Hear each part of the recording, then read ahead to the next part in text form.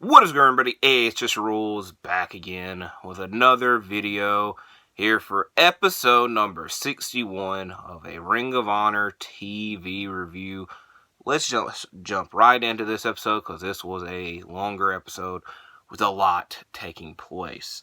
The first matchup on this episode was Isaiah Cassidy versus Commander. It was back and forth early until a roll-through hammerlock by Commander is applied, but Cassidy is able to get to the ropes. Cassidy then takes it to the outside of the ring, but he misses a splash into the guardrail. Springboard senton by Commander gets a 2 count. Commander backflips out of a powerbomb, following up with a Poison Rana, and then Cassidy follows this up with a C4 that gets a close 2 count. The referee is distracted, Cassidy turns the referee away to low blow Commander and then win the match up with a neck breaker. So Isaiah Cassidy picks up the win. Then we had a handful of 6-man tag matches on the night, with this one being the first one. And while we're speaking of the 6-man tag team division, we need to talk about the things that happened at Dynasty, aka Bullet Club Gold defeating the Acclaimed, and now they're the Undisputed, I think they're saying Unified Trios Championship. So not only are they ROH 6-man tag team champions, but they're also the AEW Trios champions as well. Hopefully they get updated versions, because it's still a bit funny seeing them come out and holding the pink version. So I think a Bullet Club Gold version of those titles should be a bit of an upgrade. We get highlights of the match, which I just said who won, and we got a lot going on with the Trios division now because it's kind of intertwining with the AEW version as well. There's not much of a difference, obviously. And we do have an important note because Saturday on Collision will be a Trios title match with Action Andretti and Top Flight versus Bullet Club Gold. And a bit of a teaser of that match, Action Andretti and Top Flight take on the Dark Order right now. Silvers and Darius start the match off, but double team moves by Top Flight on Silver leads to them targeting his arm. The other Dark Order members come in, but they all get caught with a triple super kick. The Dark Order then have the advantage after they stop Top Flight from diving to the outside. We get a running shooting star press by Andretti, but the pin is broken up and then we see a series of super kicks by Top Flight. Evil Uno hits a pile driver on Andretti that also gets a 2 count, and then we get a double Alabama slam onto Reynolds by Top Flight, leading to Top Flight and Action Andretti getting the win again prior to their Trios title match on Collision. Next matchup, Anna Jay versus Allison Kay. Back and forth early with lots of kicks between the two. Kay lands a power slam for a 2 count. Anna then lands a blockbuster for a 2 count, and then Kay turns her back on Anna and ends up getting tapped out by Anna's chokehold. That may or may not be the Queen Slayer, I don't know, but Anna wins via submission. Then we get a backstage interview, a mem meeting by Athena and Billy Starks as they address something that happened. It's weird because last Saturday, I don't remember if there was a Collision or not. Was there an episode? There was an episode of Collision, and then it was followed by Rampage. It was playoffs. It was a crazy Saturday. So what they're addressing happened 2 Saturdays ago, which is, again, was another crazy Saturday because it was the same time as UFC 300. So the timeline's getting a little bit messed up. But the message of this meeting is that they want revenge on Red Velvet and Queen Aminata because they ruined Athena's moment. It was Athena's first TV match or match in AEW, match on AEW TV in over a year, and those two ruined it, and that they have unfinished business between those two, and those two will respond later in the episode. If you can't tell, this episode took a toll on me. It was a longer episode. I already felt tired. I already felt like crap. I watched it. It wasn't a bad episode. I'll at least say that. But, a lot took place like 2 hours ago when I saw a lot of this stuff. So now I gotta remember everything. Next matchup to talk about, though. Johnny TV versus Will Austin. He has such a great last name. I give that last name 2 thumbs up. Will lands a Hurricane Rana and a drop kick, but cannot land the dive to the outside as Taya gets in the way of Johnny. Johnny then lands a reverse senton bomb, a flip into a knee, a springboard kick, and a Starship Pain to pick up the victory, as Taya Valkyrie also has a match later in the episode. Another 6-man tag team matchup takes place with the Mogul Embassy versus Manders and the tag team of Beef and Calvin Tankman. Khan and Beef start the matchup off with lots of punches by Khan, and then Beef gets beat up a lot because Khan lands his sidewalk slam on the top rope. Toa Leona lands a splash on the apron, and then Brian Cage lands a suplex into the ring, but Manders breaks up the pinfall. Calvin Tankman gets the tag in and takes out all the members of the Embassy until he gets pounced, by Toa, and this eventually sets up the triple powerbomb with the Mogul Embassy picking up the victory. Again, on the theme of 6-man tag teams / trios, we get a video package from the Premier Athletes and a interview with the Premier Athletes where Phase 2 was a success, said by Mark Sterling, because they wanted to send a message to the Ring of Honor locker room, and the message was so powerful and they are so dominant that it took 6 men to get them to run away, and that they are going to try to take the opportunities from those men because they don't deserve those opportunities, but the Premier Athletes do. Next matchup is Layla Gray versus Yuka Sakazaki.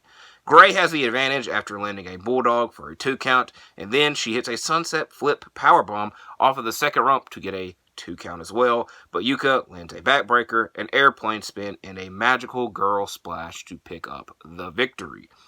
Cole Carter and Griff Garrison have a backstage interview where they are tired of losing, which, happens to them a lot, and that they felt that their big matchups that they have had have been lost opportunities because they lost in those matchups. But Maria says that they need to take those opportunities as a learning experience, and at soon they will be the ones winning, and that they will be tag team champions, and that she wants, the exact wording was that she wants the tag team champions back, which is what is hilarious.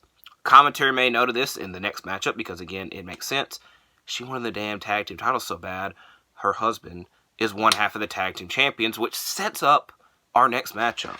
A proven ground match between the Undisputed Kingdom and the Outrunners. Like I said, commentary made note, like, Mike Bennett's one half of the tag team champion. You want the tag titles, you get the point.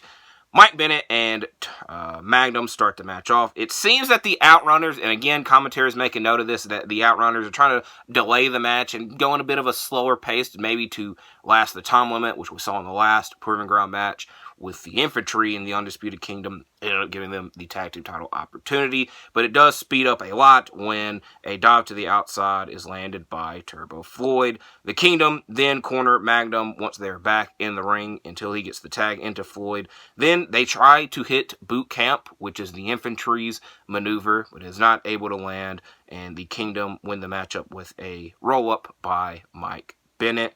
I'll go ahead and mention this now because we get a backstage interview with the Infantry, and it ties in with the Outrunners, but the Infantry have had a lot of targets on their back, and they've been on a roll lately, but they've had targets on their back because they had the match with the Undisputed Kingdom. They had a matchup last week, and they did not forget about what the Outrunners did, and they tried to take Boot Camp from them almost a month ago. Might have been forgotten, but again, you get re-remembered of this because they attempted to do the same tonight, but it did not work, with the Outrunners interrupting the Infantry and essentially just repeating everything that they said. And the Infantry is upset about this, and they challenge them to a match next week on ROH, in which the Outrunners repeat that as well. So next week we'll have the Infantry versus the Outrunners. But we also have another backstage interview we need to talk about, this one being with Queen Aminata and Red Velvet, and they are not sorry for ruining Athena's moment, and that they are looking for a fight. So I imagine that a matchup of some sorts will take place soon. Quick matchup here with Taya Valkyrie versus Laney Luck. Laney lands a nice arm drag, but other than that does not do much. We get a sit-out DDT by Taya that Laney kicks out of. This is followed by an STF to pick up the victory for Taya Valkyrie. Next, 2 matchups are also extremely quick. This one being Lance Archer and the Righteous versus GPA, Ren. It's either Ren or Ron Jones. I can't read my handwriting. I think it's Ren. And John Cruz, which what is funny about this is that I thought this was a repeat of last week because John Cruz and 2 other guys faced the Righteous and Lance Archer, but it's not. It's 2 other people. GPA and Vincent start the match off, but it is one-sided with the Righteous landing the Orange Sunshine on GPA and Lance Archer picking up the victory for his trio when he hits the Blackout onto Jones. Next matchup, Abaddon versus Nova, who they have said has competed in ROH before, but I don't remember that. And if I did remember, I would have probably made a joke about Nova, because there's Nova in ECW, there's Nova, the Marvel character, but I don't remember. But no, this Nova is not either one of those two. Nova lands a clothesline after the Code of Honor, but then Abaddon proceeds to scream, land a Meteora, and win the matchup with the Black Dahlia. Next, last backstage interview segment of the night. Taya Valkyrie and Johnny TV's TV or YouTube series, Taya. I just messed up the name of the show. Johnny Loves Taya just ended its season and they expect to win many, many awards. And Aaron Solo interrupts and says that, hey, maybe I could be on the next season. I loved this season of it. And Johnny is, like, did you really? Did you show any love to the show? And Taya has to say, yeah, he actually did. And like I said, Aaron Solo wants to be a part of the next season. But Johnny TV says, that's not going to happen. You don't win. You don't win. And he made a very funny point that apparently Aaron Solo's last name used to be Solo with a W. But they had to take the W away because he does not win. And Aaron takes offense to this and says that he will win in his match next week. So there is that. So now we get to a massive three-way dance, triple threat, main event. Blake Christian versus AR Fox versus the Beast Mortos. A.K.A. I was going to say A.K.A. Black Taurus, but at some point I'm going to have to stop that. So this will be the last time. But the Beast Mortos. Both men put their attentions on the Beast, which does not work out until they are able to land a double super kick. The Beast then targets the knees of AR Fox until Christian dives onto him. Christian lands a roll-through splash onto the Beast. Fox tries to get off of the top rope, but Christian stops this from happening. This lands to Mortos landing a suplex onto both men, each leading to a 2 count. Christian and Fox then take turns diving onto Mortos inside the ring and outside of the ring, but Christian throws Fox to the outside trying to pick up the pin, but Fox does not let that happen.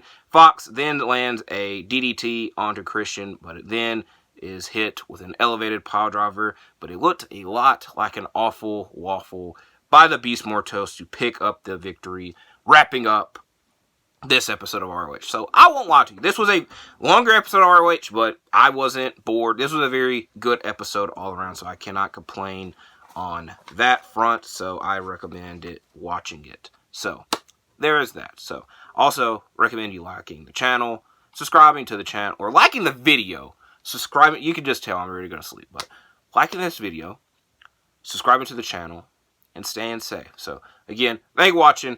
Like and subscribe. I was looking for my drink, but I don't know where it's at, so I just botched that whole ending. Let's just end the video. Bye-bye.